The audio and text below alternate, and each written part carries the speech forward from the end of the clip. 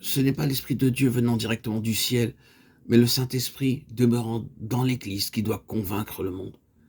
Je vous l'enverrai, quand il sera venu, il convaincra le monde de péché. Jean 16, 7, 8. C'est donc en nous et par nous que l'Esprit doit atteindre le monde. Nous voyons ensuite que ce n'est qu'en nous amenant à être parfaitement d'accord avec lui que l'Esprit peut se servir de nous pour en atteindre d'autres. Quand il entre en nous, c'est pour devenir un avec nous et développer en nous une disposition d'esprit tout autre.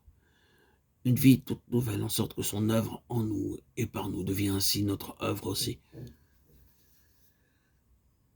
Ceci est une grande importance pour convaincre le monde de péché. Souvent, on restreint aux croyants l'application de cette parole de Jésus, disant que toujours ils auront besoin d'être convaincus de péché. Et en effet, jusqu'à la fin, l'Esprit fondera sur cette base son œuvre de sanctification et de vie nouvelle en eux.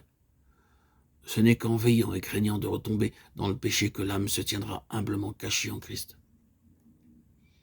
Sa seule force est sûreté.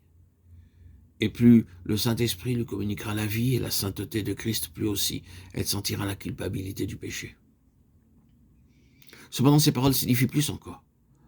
Pour que l'Esprit puisse convaincre le monde par notre témoignage, soit par nos paroles, soit par notre conduite, il faut qu'il commence par nous convaincre nous-mêmes du péché du monde.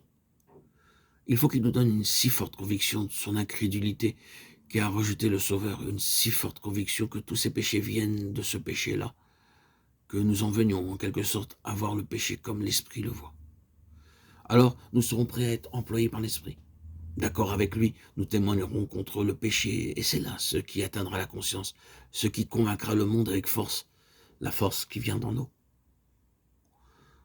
Hélas, que nous sommes tous prompts à juger notre prochain avec la disposition d'esprit qui ne voit pas, la poutre dans notre œil, prompts à la condamner avec la secrète pensée « ne m'approche pas, je vaux mieux que toi ». Animés de cette disposition-là, nous rendons un mauvais témoignage. Nous travaillons mal, recourant à nos propres forces, et souvent même, nous n'avons pas le courage de travailler. C'est qu'alors, nous voyons le péché d'autrui sans en avoir reçu la conviction par le Saint-Esprit. Quand c'est lui qui vient nous convaincre du péché du monde, nous le savons. Aux deux indices que voici, d'abord, nos propres appréciations s'effacent devant la jalousie que nous éprouvons pour Dieu et pour sa gloire, et nous avons une véritable étang de sollicitude pour le coupable. En outre, une foi vive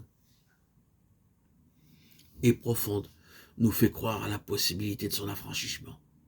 Chaque péché se relie pour nous à l'état de péché du monde entier et nous fait mieux comprendre la croix.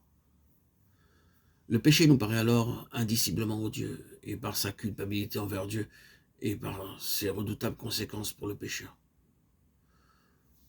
Nous le voyons condamné par Dieu, puis expié, ôté, vaincu par Jésus. Nous apprenons à regarder le monde comme Dieu le regarde du haut de sa sainteté, lui qui a haï le péché d'une telle haine, et qui a aimé le pécheur d'un tel amour, qu'il a donné son Fils au monde, et que son Fils a donné sa vie pour ôter le péché et affranchir le pécheur. Oh, que Dieu donne à ses enfants une véritable et profonde conviction du péché du monde, de son péché principal, celui d'avoir rejeté Christ. L'Esprit pourra alors se servir d'eux pour convaincre le monde de péché.